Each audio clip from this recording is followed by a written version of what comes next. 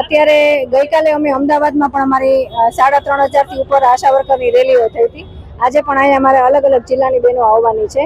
અમારી સરકાર તરફ એક જ માંગણી છે કે અમારું લઘુત્તમ વેતનમાં સમાવેશ કરે અને જે પાયાની કામગીરી અમે બહેનો કરીએ છીએ, અમારા આશા વર્કર બહેનો એટલા ખંતથી કામ કરે છે સાહેબ કે માતા મરણ, બાળ મરણ અત્યારે ઘણું બધું અટકાવી દીધું છે। અમે એટલે અમે ખંતથી કામ કરીએ છીએ, છતાંય સરકાર અમારી દરકાર લેતી નથી।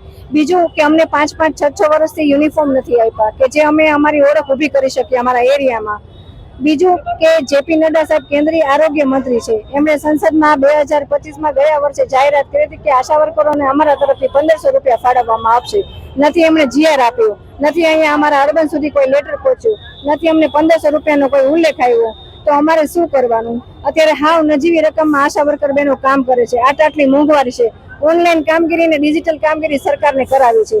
ઠેર ઠેર જિલ્લામાં બધા આશા વર્કરને આશા ફેસિલિટરો આ એક જ માંગણી કરે છે, અમે કામગીરી કરવાની ના જ નથી પાડતા, પણ તમે અમને મોબાઈલ આપો, અમને સુવિધા આપો, અમને ટ્રેનિંગ આપો। હવે આ તમે કઈ વસ્તુ ન આપો, તમારે ડિજિટલ કરાવવું છે તો એ કેવી રીતે શક્ય બને? આશા વર્કર બહેનોને છેલ્લે વસ્તી ગણતરીનું કામ કરવામાં આવ્યું હતું, તો અમારો એક જ પ્રશ્ન હતો કે વસ્તી ગણતરી 50,000 આશરે ગણતરીદારોએ કામ કર્યું છે, એમાં આશા વર્કરનો સમાવેશ થયો હતો।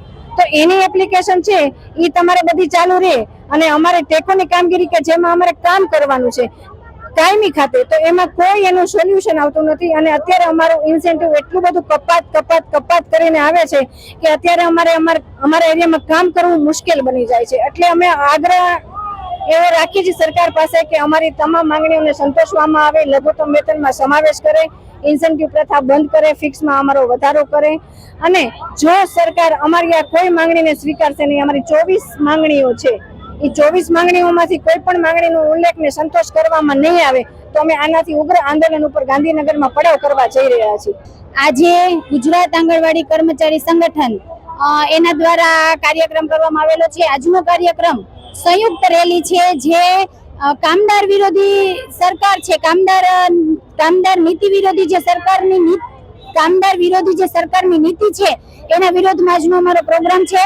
આજે આખા દેશમાં આ પ્રોગ્રામ છે, સંયુક્ત રેલી છે, આંગણવાડી વર્કર, આશા વર્કર, મિડ ડે મીલ અને સંયુક્ત કામદારોની રેલી છે। આખા દેશમાં જેલ ભરો આંદોલન તરીકે આજનો કાર્યક્રમ કરવામાં આવેલો છે 10 ઓગસ્ટે, પરંતુ આજે અમે રેલીના સ્વરૂપમાં વિરોધ નોંધાવીએ છીએ। હોસ્પિટલ ચોકથી કલેક્ટર કચેરી સુધી જાશું, અનેકવાર આવેદનો આપેલા છે, અનેકવાર ધરણા રેલી કરેલી છે, છતાં સરકારના પેટનું પાણી હલતું નથી, એક પણ પ્રશ્નનું નિરાકરણ આવતું નથી। તો આજે અમે આ વિરોધ કરીને સરકારને કહેવા માંગીએ છીએ કે આજે તો અમે આ જિલ્લા લેવલનો કાર્યક્રમ કરીએ છીએ, પરંતુ ભવિષ્યમાં અમે ગાંધીનગર પડાવની પણ તૈયારી કરીએ છીએ। અમે અમારો હક લઈને જઈશું। અમારી મુખ્ય માંગણી છે લઘુત્તમ વેતન આપે, જે સરકારે નક્કી કરેલું વેતન। આજની મોંઘવારીમાં બહેનોને 10,000 અને હેલ્પર બહેનોને 5,500 ચૂકવવામાં આવે છે। હાઈકોર્ટે ચુકાદો આપેલો છે કે વર્કરને 24,800 અને હેલ્પરને 20,300 ચૂકવવા જોઈએ, છતાં એ વાતને વર્ષ થઈ ગયું, પરંતુ સરકાર અપીલમાં ગઈ છે।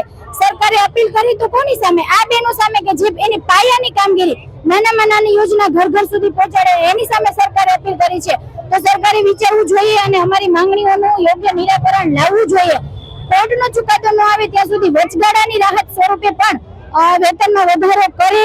જે મસાલાના ભાવ આપવામાં આવે છે, આજના બજાર પ્રમાણે વિચાર કરીએ તો 10 પૈસા શાકભાજી, સરકારને કુપોષણ દૂર કરવું છે, 10 પૈસામાં કયું શાકભાજી આવે ને કેવી રીતે કુપોષણ દૂર થાય આ પણ વિચારવું જોઈએ। 8 મહિના, વર્ષ દિવસથી મકાન ભાડા, મસાલા બિલ, ઇન્સેન્ટિવ કોઈ પણ પ્રકારનું ચૂકવવામાં આવતું નથી। બસ માત્ર ને માત્ર ગધેડાની જેમ કામ કરાવવામાં જ આવે છે દબાણથી। એટલે આ શોષણ નીતિના વિરોધમાં આજનો અમે કાર્યક્રમ કરેલ છે।